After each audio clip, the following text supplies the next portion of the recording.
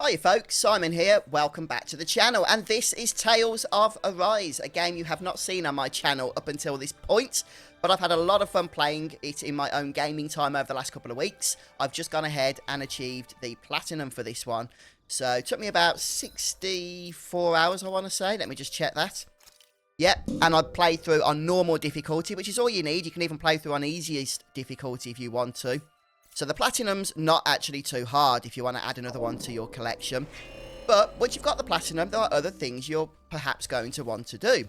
For example, once you beat the story, and there are no story spoilers in this video, don't worry, but you do unlock another difficulty level called Chaos Difficulty. And Chaos Difficulty is very, very tough, so you might want to get some stronger characters. Now, there is also a New Game Plus mode that unlocks, which you can play from the beginning on Chaos Difficulty as well. However, if you follow along with this little guide to its conclusion, I'm pretty sure that even Chaos Difficulty is not going to be any problem whatsoever, because you can get your party so strong in this game, it is almost unbelievable. Now, you do need to beat the game to really follow this through to its conclusion, because you need to get all of the ultimate weapons and stuff.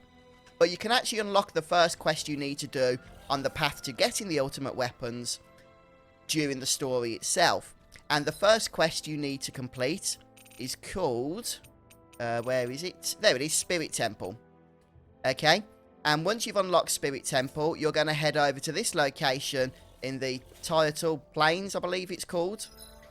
Okay? And this will give you access to the temple itself. Now, once you enter the temple for the first time, it's going to put you into a strange dungeon. Strange because it's a dungeon where you're constantly in combat, which means that you can't access the actual menus to save your game, to heal up out of combat. Make sure you bring a bunch of healing items, you're going to need them. Once you've got through the dungeon, which has level 60 plus enemies in it, I did that about level 40, which was a bit of a slog, but once you get through, you'll reach this location, and then every single time you come through to the temple, or if you use the fast travel point, you'll always access this area without having to go through that dungeon again, so it's only a one-time thing. Now, once you first reach this location, there will be a tough boss fight. I couldn't do the boss fight on my first visit here. It was just too hard, too high level. But I came back later after I beat the game, and it wasn't really much of a problem then. And again, you can just come straight back to this room. You don't need to traverse the dungeon. So, once you've gone ahead and beaten that boss, I'll just bring that quest up again. Then you can see here you'll beat this quest, the Spirit Temple. So once you've completed the Spirit Temple side quest, you'll need to accept another Hillside Anomaly side quest, which is a very simple quest that begins here in Vicent. And I'll just show you where that is on the map here. Okay, you can see my location, just close to the inn. There'll be a fella here with a cow, if I remember correctly. He's gone for me because I've completed the quest. It's a very simple quest that will take you back to the Spirit Temple, to the Sanctum that we were just in. Since we've already been there, we can, of course, just fast travel all the way back again.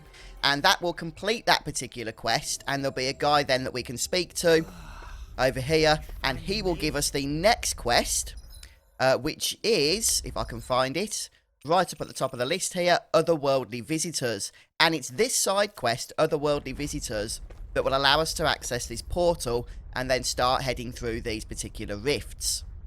Now, once you access this portal for the first time, there's going to be one rift, which is Destiny Rift, available. And it's basically a mini dungeon. And once you beat the dungeon, kill the boss at the end. I won't show it to you. There's a bit of a story that runs through these rifts. I don't want to spoil that for you. But each time you beat one of these rifts, you subsequently unlock the next rift, along with an ultimate weapon called a Devil's Arms for one of your party members. So you have 6 party members, and there are 6 rifts to beat in total. Each one letting you acquire another Devil's Arms weapon. So, I've got all 6 weapons now. Now, the thing is, the weapons themselves, the Devil's Arms, are actually fairly weak, innately. So, Law here is not using his Devil's Arms right now. He's using the Unyielding Braces. But that's because his Devil's Arms, the Demon's Cry, are actually quite a bit weaker. So, why would you bother collecting Devil's Arms if they're actually not that strong? Well, because they are that strong. In fact, they are extremely strong, but you have to power them up. Now, powering up each Devil's Arms is a one-way process. It doesn't lose power. You don't have to worry about that. but it does take a bit of time to grind power into them. Now, the general concept is very simple. Every time one of your party members gives a killing blow in battle, it kills an enemy, it gets the last blow that ends that enemy's life, you get 1 permanent stat point onto that character's Devil's Arms attack and their elemental attack. So if Law got a killing blow on an enemy, his Devil's Arms would be raised from 287 to 288 permanently. And there is no cap. Well, there is a cap, but it's really high. I think it's like 9,999, which is just crazy. So, how do you power these things up quickly? That's obviously the next question, and that's what I'm going to show you. I've spent a bit of time powering up Rinwell's Devil's Arm. As you can see, it's now at 1,563 attack and elemental attack, which is substantially more than her next best weapon in the game. And this could just keep going. You know, imagine going through Chaos difficulty with fully powered up Devil's Arms. Everything's just going to melt like butter. It really is. So how far you want to take this is entirely up to you. But let's be honest, you can really break the game here if you want to put the time into it. Now, I've looked around online. There's plenty of different options that people have chosen as to where's the best place to get killing blows so that you can power these things up. I think in any case, it's going to take you quite a bit of time. It took me about an hour to get Rinwell's up to 1,500 odd. Started off on about 200, I think.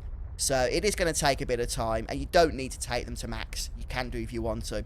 But this is the method I'm going to show you because I found it to be quite effective.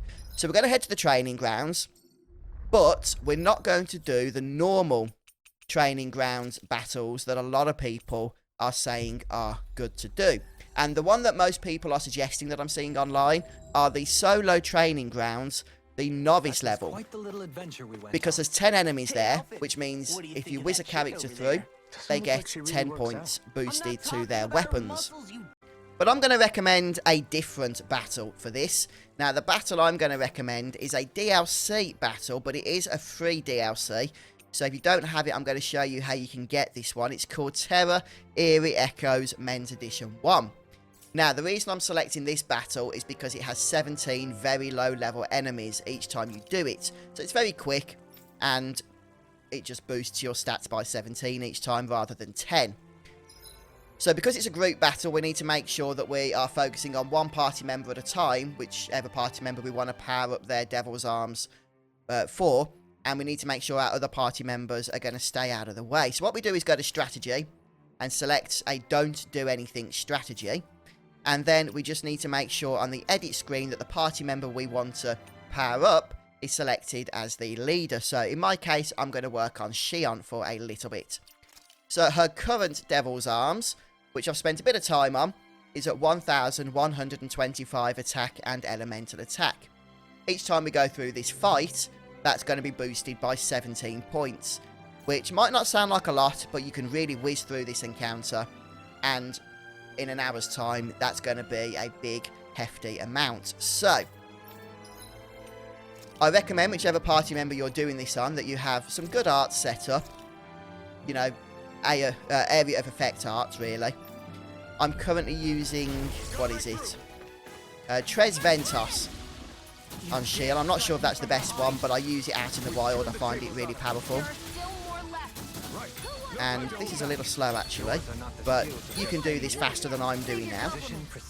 As you can see, these enemies are very low level, and we're killing 17 here in a very quick time, so there we go. Took about, what, 10 seconds or so? And all you need to do is spam the confirm button here, and rinse and repeat as many times as need be. All I'm doing in this fight is spamming the triangle button. I'm not targeting enemies manually or anything. I'm just letting the game do that for me. So, you know, if you can do this with one hand, maybe pick up a book or something with the other. There's probably even methods you can use with turbo controllers. Yes, it's a little bit monotonous, but it's so fast. And if you, like I say, just spend an hour on each character, you're going to find yourself really powering up their Devil's Arms before you know it. Yeah, it's going to take a lot of time to get to the maximum amount of 9999, but you don't really need to do that. Even if you want to play Chaos difficulty, I would be surprised if you need to get anywhere near that amount. But you can do. You know, some people might question, well, why would you want to do that? Why would you want to get the Devil's Arms to maximum damage? It's a Japanese role-playing game. Why wouldn't you? It's about the grind. Okay. I'm just going to do that as an example there. So if we now access our equipment screen, we can see that Shion's Devil's Arm has been powered up in what? A minute's time to 1,176. So at least 50 or 60 points higher now in terms of the stats there. Not too bad. Like I say, do that for an hour and that's going to be really, really high. So I mentioned that you need to get that DLC. How do you do that? Well, I'll explain that just now. So to get the DLC, you need to head over to the Bandai official website. I'll just minimise remote play here. And go to this link. I'll leave it in the description for you. Select the platform that you're playing the game on. In my case, PlayStation 5. You will need a free account for this store. And then just click redeem. It will then take you through the checkout process. You don't need a credit card or anything. Once you've completed the order, you'll get the code. In my case, I had to put the code in on the PlayStation Store on my online account. That added the DLC to the game, which you can then very easily access from the unclaimed DLC items list. Once you go there, you'll be able to download it, and from there it's just a case of heading over to the training grounds, and it will be there present and accounted for you.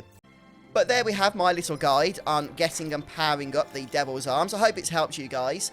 And if it has, and you do spend a bit of time grinding some power into these weapons, then let me know in the comments just how strong you get them. I'd be interested in finding out just how dedicated you guys are to the grind. And if you play Chaos difficulty as well, let me know how helpful these Devil's Arms have been for you. But that's it for today then. I hope you've enjoyed this first Tales of Arise video. Thanks so much. I'll see you next time.